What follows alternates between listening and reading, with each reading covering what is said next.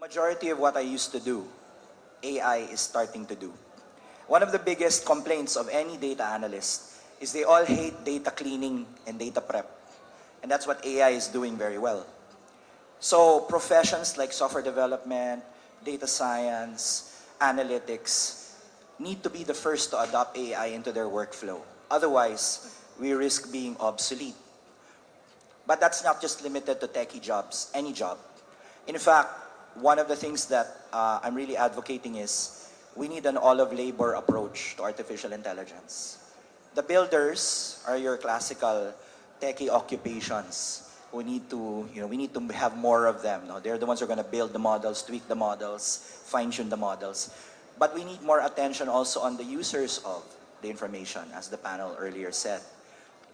Not enough attention is being put on planners. These are the leaders. Most of the time, you have your, I don't know, usually, sorry to be ageist, your boomer boss who doesn't know how to use AI. They need to be educated. Where does AI fit into our company, into our process? And lastly, the most important job type are the educators. If we are full of schools banning ChatGPT, who's going to train the next generation of AI labor? No? I'm very happy to report that in my class this morning, 90% of the attendees were teachers. So teachers individually are taking the effort to learn while their schools are busy, banning. In the BPO sector, we're also analyzing what are the new jobs coming up. Because BPOs will just take jobs coming from places like the US and Europe. And using this framework, it is actually possible to anticipate new jobs. One of the surprising jobs that came out, data annotator. If you're familiar with a company called Connected Women, Flipside, what they do, they just label images or they finish sentences because that's the raw data needed to power Gen AI. So think of those terms, no? It doesn't have to be all really high-tech, com-sci, stat kind of work.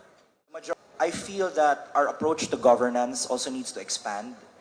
We're all about enforcement only, cybercrime prevention, Data Privacy Act. And most of the laws we're passing are penalties. Bawal yan, bawal yan, bawal yan. You go to jail. There aren't enough incentives. There aren't enough ways of encouraging people to pursue this. Just to give you an example, in Dubai, as early as March this year, they said, we're going to train 1 million prompt engineers in Dubai. Finland was even earlier than that. In 2019, they said, we will train 1% of our population in artificial intelligence. In Malaysia, they said, we're going to train 30,000 engineers because we want to take advantage of the demand for GPUs and chips. So these are signs that it is possible for government to take a strong step. The last time I remember something like this happening was through the efforts of the AAP, we launched something called Project Sparta. And that was a project to train 30,000 data professionals. We actually exceeded the target, 40,000 people enrolled, 12,000 finished. Pero what's 40,000 amongst 100 million Filipinos? That's barely anything, right? So I feel that we need to invest not just in enforcement, but in education, infrastructure. We need data centers. These GPUs are not easy to handle. You can't just, di yan parang crypto mining na you install it in your desktop and let it run. You really need strong hardware infrastructure. We have the smallest data center footprint in Southeast Asia. How are we going to compete? In Vietnam, they're doing something called sovereign AI. What does that mean? It's Vietnamese trained large language models so that they are no longer dependent on OpenAI, on Llama, on Meta. Diba? We need to be going in that direction. I'm still hopeful we will. So I think with that, I want to end my talk here. Thank you very much for having me. Please follow me on any social media. I'd love to connect with you. And just to share my own personal advocacy, I think it's possible to have 1 million AI practitioners. We just do it one person at a time, no? So I had 60 people this morning. I've been training generative AI for a year now. As I stand today, I've trained already almost 2,500 people. It's a drop in the bucket.